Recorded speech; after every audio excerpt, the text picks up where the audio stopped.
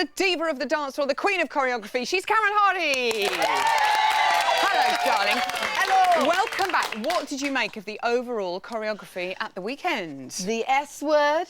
Oh, yes. Sensational. Bring Bring the competition on. It was fabulous. I felt the competition has really begun now. It's really heated up, Yes. hasn't it? They're getting better and better. And there's a real fight as well. It's quite exciting.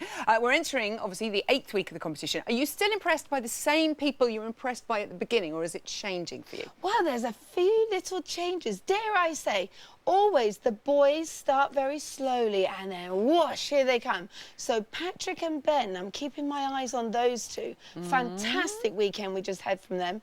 And it's the same when any young man learns to dance. They're nervous in the beginning, but like driving that Ferrari, once they've got it, whoosh, they want to show off. Off they go. Let's talk about Ashley and Ola and their quick step. Len said the quick step is so difficult because the top line has to be calm and the feet have to work furiously underneath. How well did Ashley handle that? The dance of the swans, that's what I say. He was fantastic. Cool and calm at the top, and the feet were going like crazy. What did I love most? Like we've all talked about, he mastered the top line. on, Ashley, We at picked last, up here the lovely chasses. And, you know, driving across that dance floor, totally exposed to the judges, right the way across the floor. Beautiful top line maintained, head held high. Big smile, you can see his character. I absolutely well loved done, it. Ashley. He will be so pleased that you're pleased. Susanna and Kevin and their glorious waltz. You tweeted that you smelt a 10 for Susanna, and then she got 9s. Quite a few people saying that she should have got 10s. Was she robbed, and if so, why? Well, there are clearly no secrets in this world. That's all I can say. I had a little moment. I have listed exactly why this was worthy of a 10. Are we ready? Yes, I'm ready. There are 8 reasons. First of all, difficult choreography. The fantastic chemistry between the two of them. Yeah. The contents all had so many difficult challenges from step to step. She's hugely improved her top line. She was all wilting in that at the beginning. She moved well across the dance floor.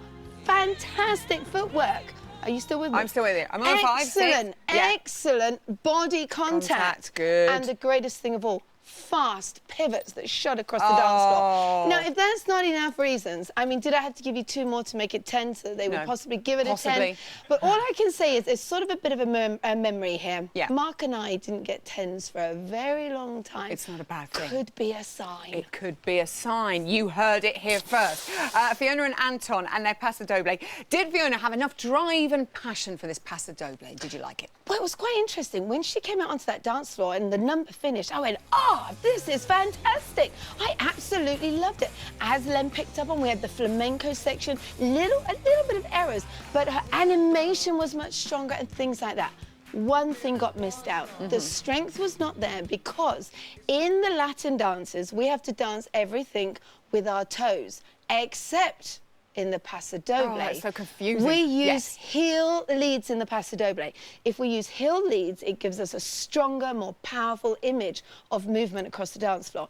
And if you look back over how she danced, everything was on toes. So even though it was animated and strong, I think if she'd have put heel leads in there, Bang, she would have boom. just been that little bit stronger. But actually, I really loved it. Well done, Fiona. Let's talk about Ben and Christina and his jive. He's a big lad. Did this go a bit against him in this dance, where you have to be quite light on your feet, obviously, with a dance like this? And could he have been lighter on his feet? Yeah.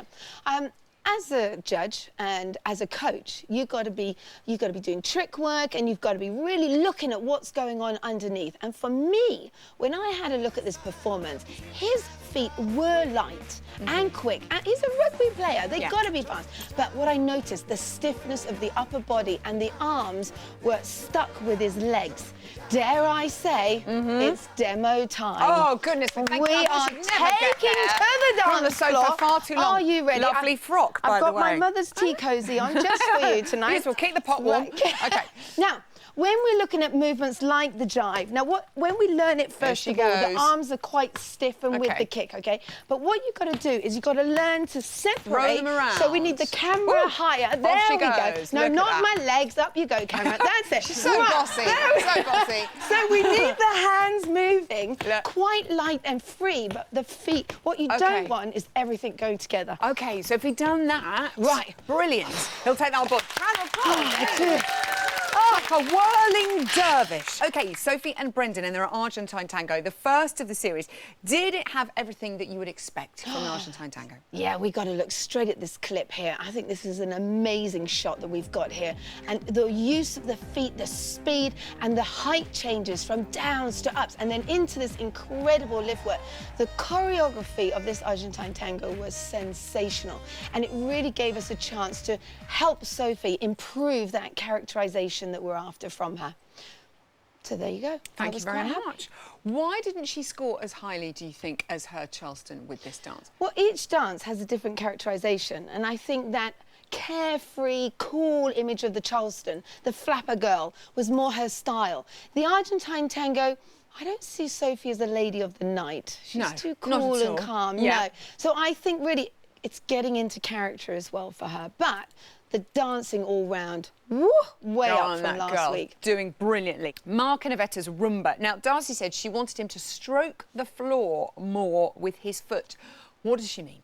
Well, as I say to all my students, please clean my floor. Now, the reason I want them to clean my floor, it's not that I can't afford the cleaner. Yeah, it's sure. essential that they learn to brush their feet on the floor, across the floor, without gapping, so the dust doesn't go underneath. This creates a more fuller and more beautiful movement on the dance floor. Shall I? Yes, I think you should. Dare I? Come on. So let's go on to the dance floor. Hardy. There we go. Right, we're going to use the steps that Mark actually used, which was the sliding door.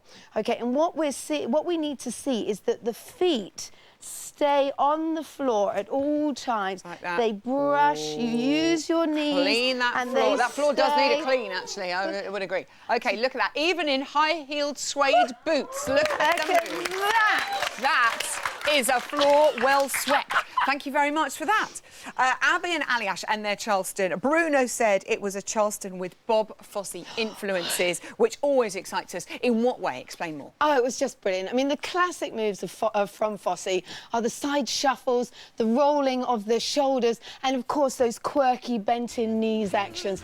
And she had it all. But one of his most classical things of all is you've got to look sexy. Fosse loves his women looking sexy. She pulled the whole lot off with the hair and the dress, the moves. I just loved the entire performance, and what a team. What a fight back. She was in the bottom too. She was in a dance-off. Look at that. Could have destroyed the two of them, but no. Not at all. Came back fighting. And how well does she handle the hat? Because it's so difficult to dance with props as well, isn't it? Yes, I'm glad you brought that up. Dance with a prop is like having a third partner. It has an opinion because it can go anywhere. Okay. And actually, as we saw, it did accidentally fall off in the end. But I love the use of it, the changing, the timings. It was on, it was off. Most performances, they start with the hat on, and then they throw it off to the audience. What was beautiful, she danced with the hat, and she didn't look stressed at all. It was sensational. Well done, that girl. Patrick and Anya and their American Smooth. Would it have been a 10 from you, Karen, if it hadn't been for the incident at the end? Drum roll.